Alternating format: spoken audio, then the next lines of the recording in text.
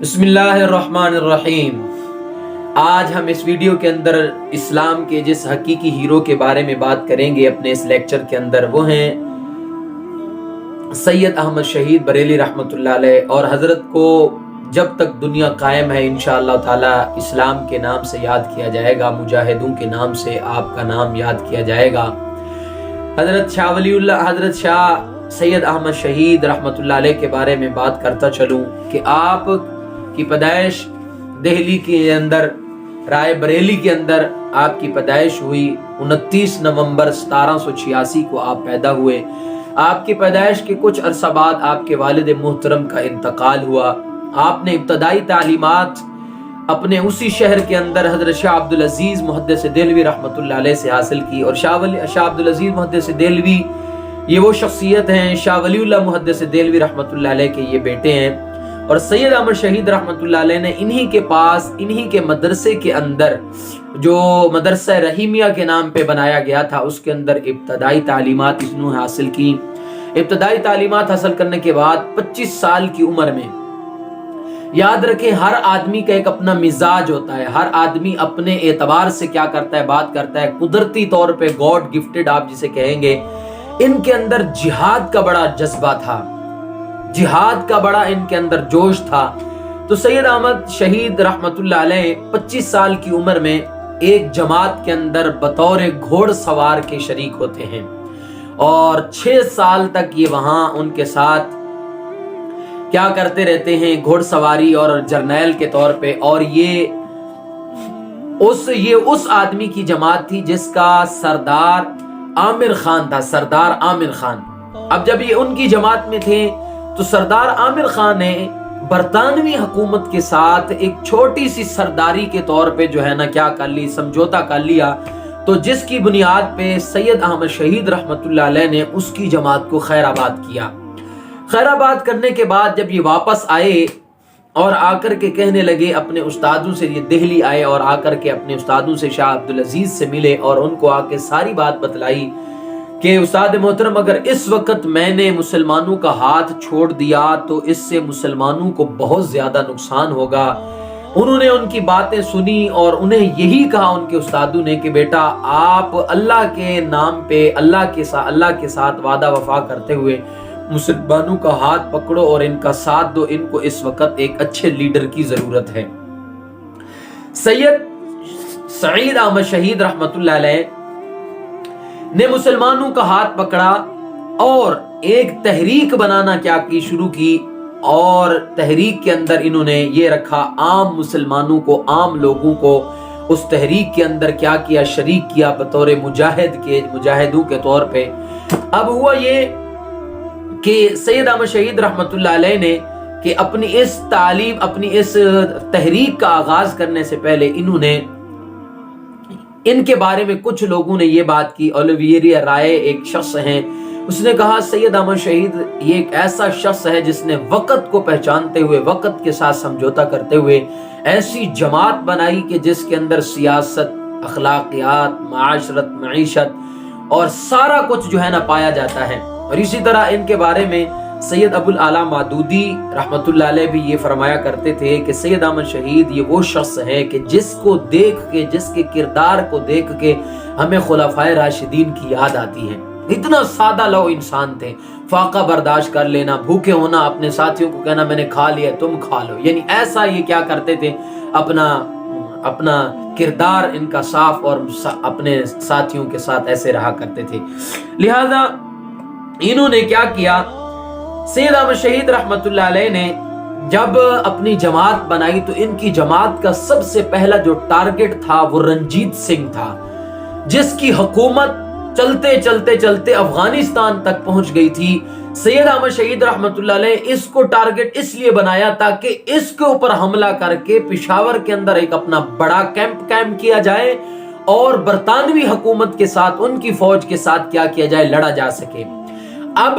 رنجیت سنگھ سے مقابلہ کرنے سے پہلے سید احمد شہید رحمت اللہ علیہ نے یہ 1821 کے اندر، 1821 میں یہ اپنے مجاہدین کے ایک لشکر اور دستے کو لے کے جہاد کے لیے چلے گئے، وہ حج کرنے کے لیے۔ یہ حج پہ پہنچے، حج کیا اور 2 سال یہ وہیں رہے اور اپنی تحریک مجاہدین کے لیے کمپین چلائی اور بہت سارا اثاثہ جمع کیے، جو ضروریات تھیں ان کو لے کے 2 سال کے بعد 1823 کے اندر یہ واپس آئے، اور واپس جب آئے تو انہوں نے آ کر کے واپس آ گئے، اور 1826 کے اندر انہوں نے چلنا شروع کیا اور یہ نوشہرہ کے مقام پر پہنچے،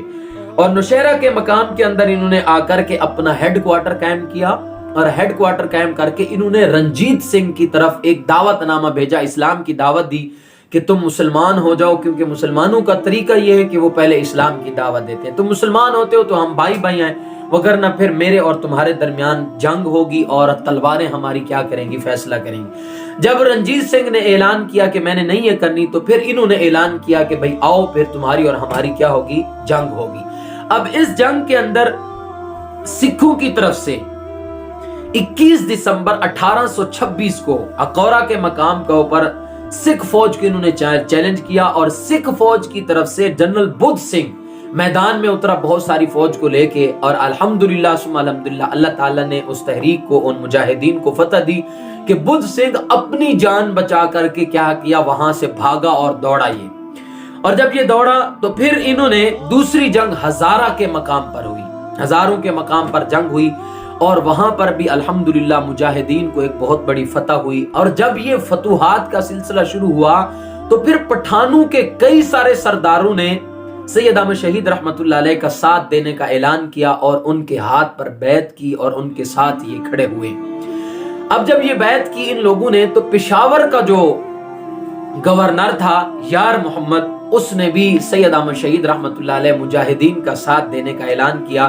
کہ میں بھی ان کا کیا کروں گا، ساتھ دوں گا۔ اس کے بعد حضرت رحمت اللہ علیہ سید احمد شہید رحمت اللہ علیہ 80,000 مجاہدین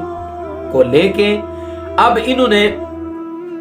رنجیت سنگھ کی طرف کیا کیا، رغبت کی، ان کے ساتھ بڑھنا شروع کیا۔ اب ہوا یہ کہ رنجیت سنگھ نے یار محمد کے اوپر دباؤ ڈالا اپنی فوج کے ذریعے سے کہ تم سید احمد شہید کے ساتھ کیا کرو، بغاوت کرو۔ اب رنجیت سنگھ نے جب دباؤ ڈالا یار محمد پہ، تو یار محمد نے حضرت سید احمد شہید رحمت اللہ علیہ کو زہر دے کے قتل کرنے کا منصوبہ کیا، اور اس کے اندر وہ ناکام ہوا۔ اور پھر جب حضرت کو یہ معلوم ہوا تو یہ وہاں سے دوڑا اور رنجیت سنگھ کے ساتھ جا کر کے مل گیا، اور وہاں جا کر کے یار محمد نے، جو پشاور کا گورنر تھا، اس نے اعلان کیا کہ اب میں سید احمد شہید یعنی مجاہدین کے خلاف لڑنے کا اعلان کیا۔ اور جب اس نے اعلان کیا تو بہت سارے پٹھان جو لوگ تھے، سرداران، جنہوں نے پہلے سید احمد شہید کا ساتھ دینے کا اعلان کیا ہوا تھا، انہوں نے بھی بغاوت شروع کر دی کہ ہم بھی اب ان کا ساتھ نہیں دیں گے۔ اب جب بغاوت ہوئی، منصوبہ ہوا، بغاوت کے بعد اب ہوا یہ کہ جس کے نتیجے میں بہت سارے مجاہدین کو بھی کیا کیا گیا، شہید کیا گیا، یعنی 250 کے قریب، اور ایک روایت کے مطابق ایک تاریخی کتب میں کہ 200 کے قریب مجاہدین کو شہید کیا گیا۔ اور جب مجاہدین کو شہید کیا گیا تو پھر حضرت رحمت اللہ علیہ نے وہاں سے پھر یہ کشمیر کی طرف روانہ ہوئے۔ کشمیر کی طرف جب یہ آئے تو ان کے رنجیت سنگھ کے ایک